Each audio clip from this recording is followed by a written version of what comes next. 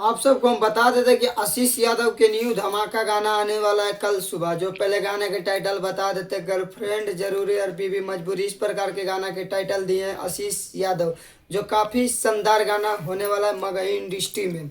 जो आप सबको हम बता देते कि भोजपुरी इंडस्ट्री में अभी तक ऐसा गाना के टाइटल नहीं दिए होंगे और नहीं कोई अभी ऐसा गाना लाए होंगे। जो आशीष यादव कुछ नया करने के प्रयास में मगही में लगे रहते हैं। तो इनका ही गाना की बात करें तो गाना चिंटू राजा लिखे और आशीष यादव की आवाज़ में आया। कल सुबह 6:30 में आशीष यादव ऑफिशियल पे यह गाना आने वाला है।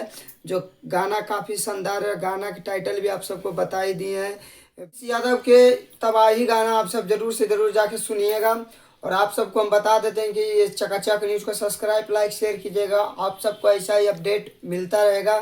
तो आप सबको ये भी बता देते हैं कि आशीष यादव का ये मजबूरी और बीवी और जो गाना के टाइटल दिए हैं काफ़ी शानदार दिए हैं। और तो आप सब ज़रूर से ज़रूर जाके देखिएगा। बाकी आप सबको ऐसा ही अपडेट मिलता रहेगा चकाचक न्यूज़ पे। और बाकी खेसारी पवन सिंह का भी बीच में गाना नहीं आ रहा है। 2026 में देखा जाएगा किनका गाना ज़्यादा तबाही मचाता है। तो नेक्स्ट वीडियो मिलते हैं।